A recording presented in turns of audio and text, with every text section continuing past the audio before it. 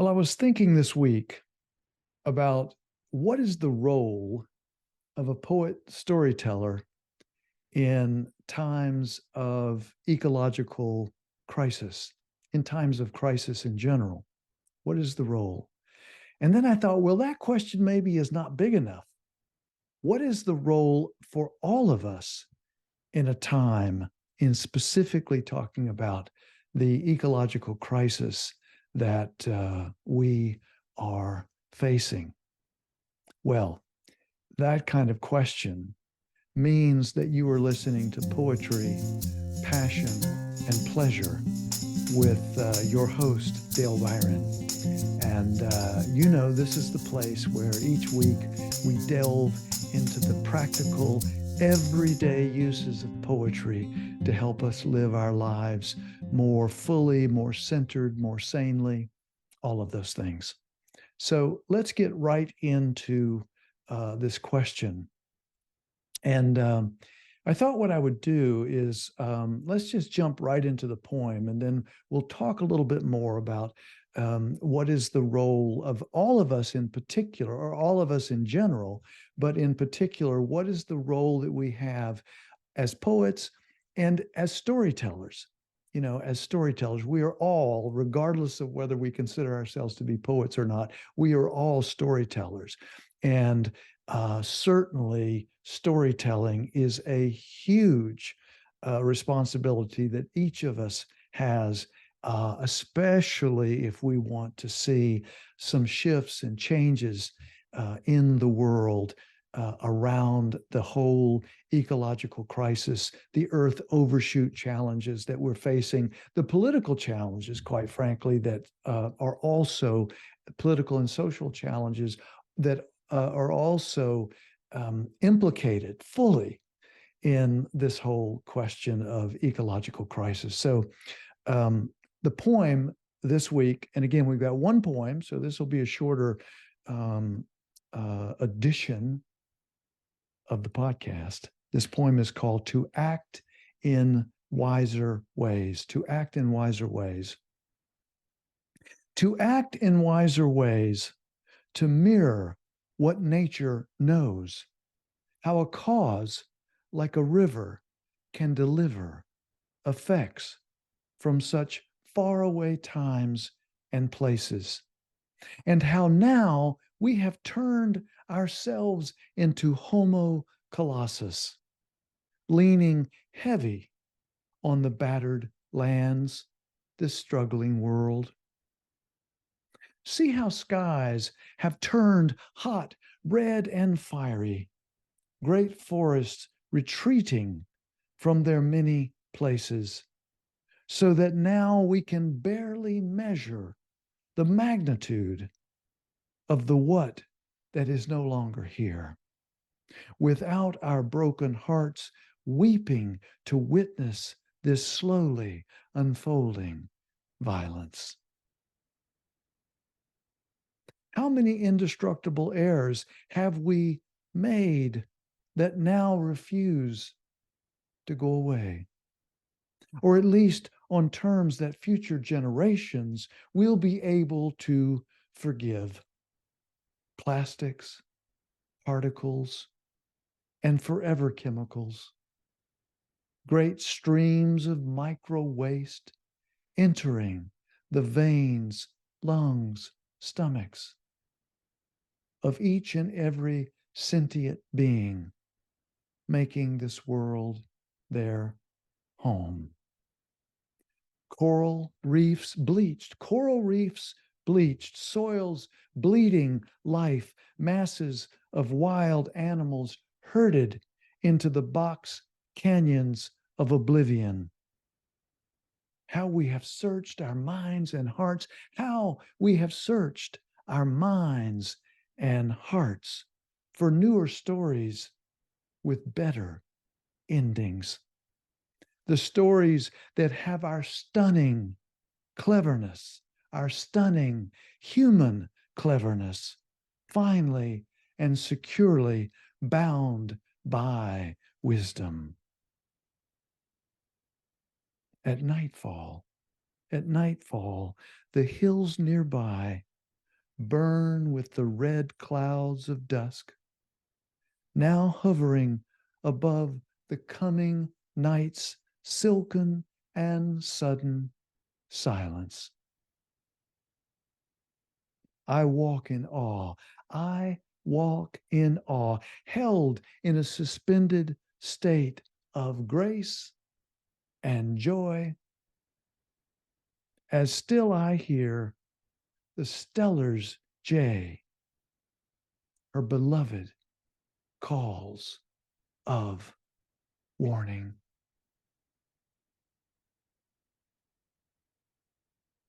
So I think all of our work, and again, I think poet storytellers are particularly implicated because the stories and the poems that we tell, I think, must do in this context, must do three things: to praise and love and to be in awe of the earth.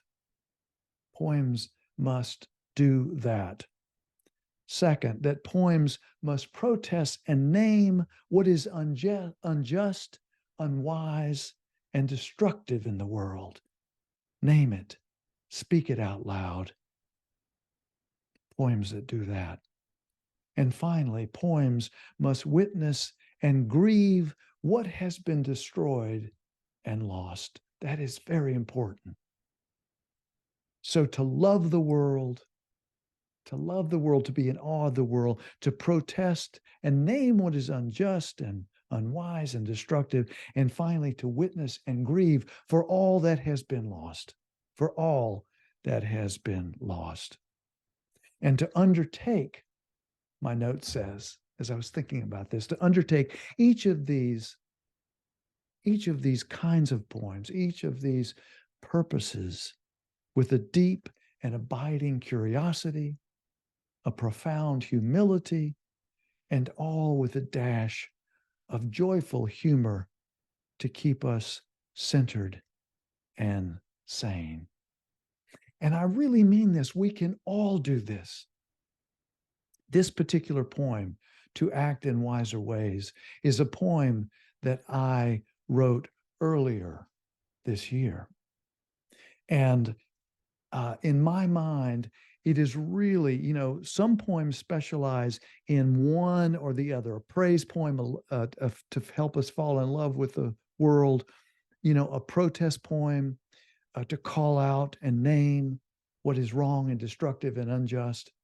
And the third being a poem to help us witness and grieve what is lost. I think in this case, I wasn't trying to do anything.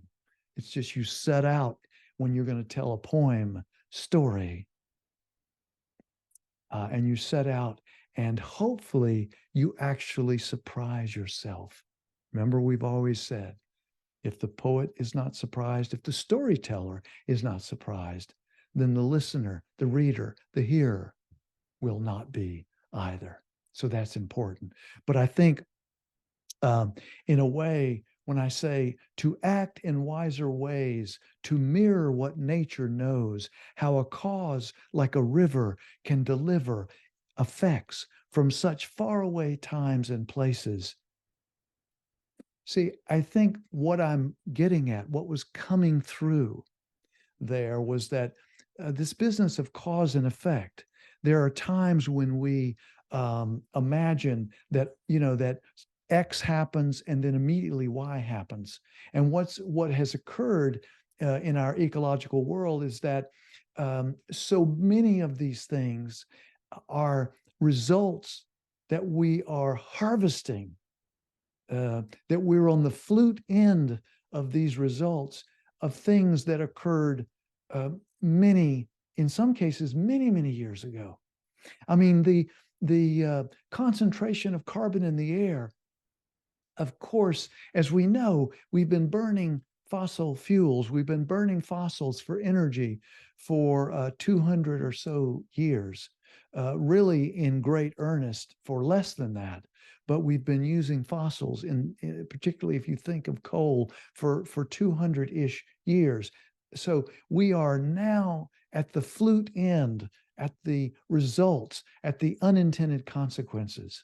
So that's what I was talking about, where cause and effect can be very far apart. And we need to begin to really focus in terms of our systemic views of the world in ways that have us realize that when you're looking at a very incredibly complex system like the natural world, like that, the things that are occurring now. It's like the indigenous, things that are occurring now that have their roots way upriver, way upriver. And that's why the term making decisions for 7 generations, is a nod to this notion. And I use the term in the last part of that first stanza, and how now we have turned ourselves into Homo colossus, leaning heavy on the battered lands, this struggling world. Homo colossus is a term that was coined some time ago, but it's talking about the heavy footprint that we must now change. And we can name these things. We can name these things. So what I am naming something here that it is certainly unjust and unwise to not understand the massive unintended consequences of our actions. That's why we have to look from a systems perspective. And when I talk about certainly talking about how many indestructible errors have we made that now refuse to go away. So these are results that we are now experiencing. And that, again, this theme that occurred a long time ago, and the term that I use, which I think is a very descriptive term. I say, see how skies have turned hot, red, and fiery. This is in another stanza. Great forests retreating from their many places, so that now we can barely measure the magnitude of the what that is no longer here. Without our broken hearts, weeping to witness the slowly unfolding violence, the slowly unfolding violence.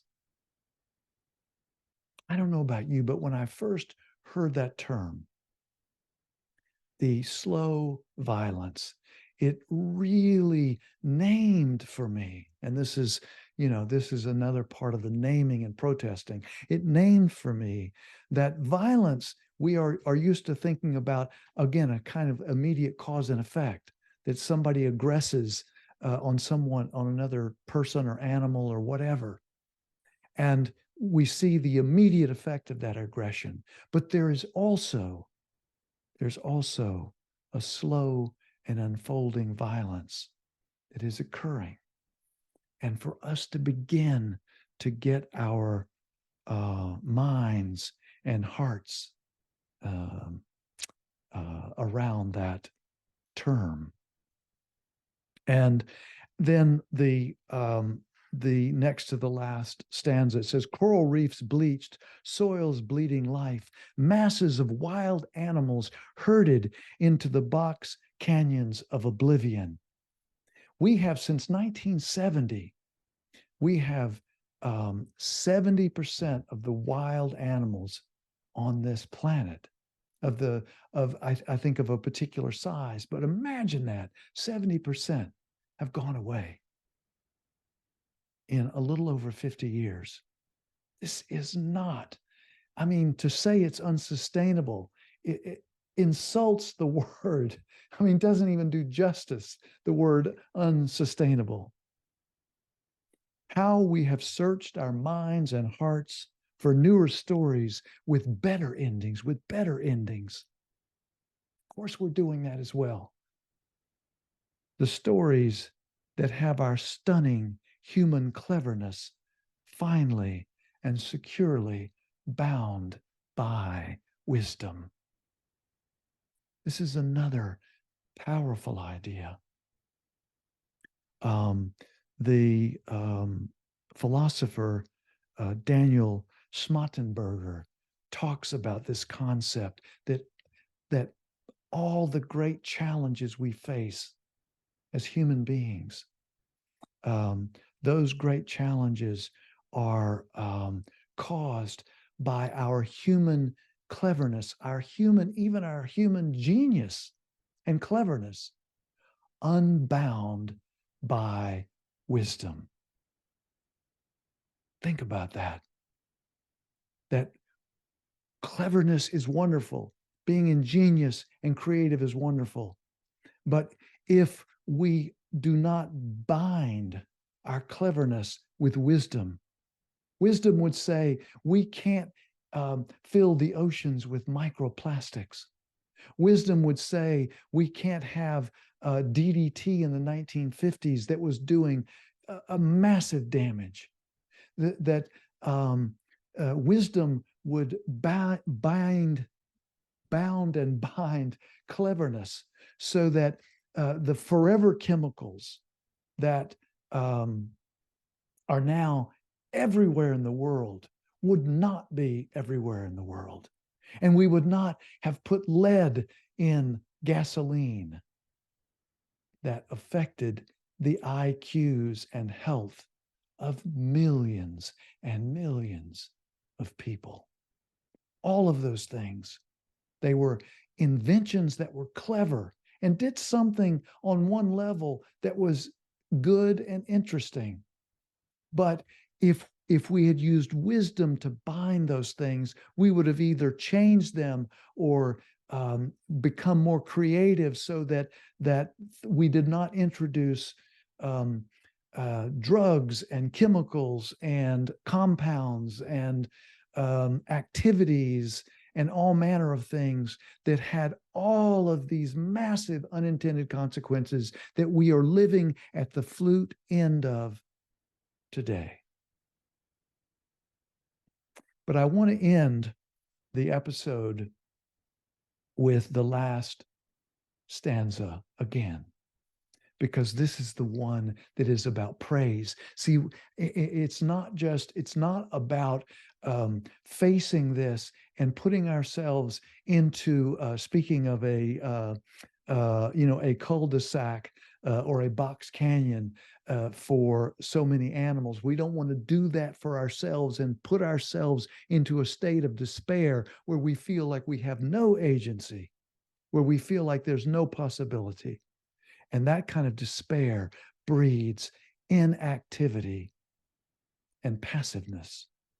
And that is the last thing we need now. So the last stanza again. At nightfall, the hills nearby burn with the red clouds of dusk, now hovering above the coming night's silken and sudden silence. I walk in awe.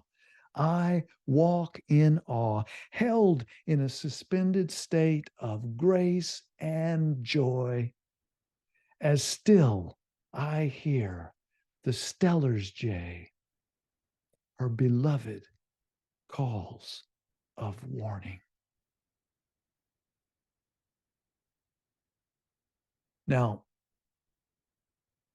this poem for me, again, that I wrote earlier this year, does not, I believe, shy away from some very difficult facts and realities that we are faced with. And yet at the same time, in the same breath, I want to praise the world. I want us to fall in love with the mystery and the beauty and the utter awesomeness of the world. That's what that last stanza is all about.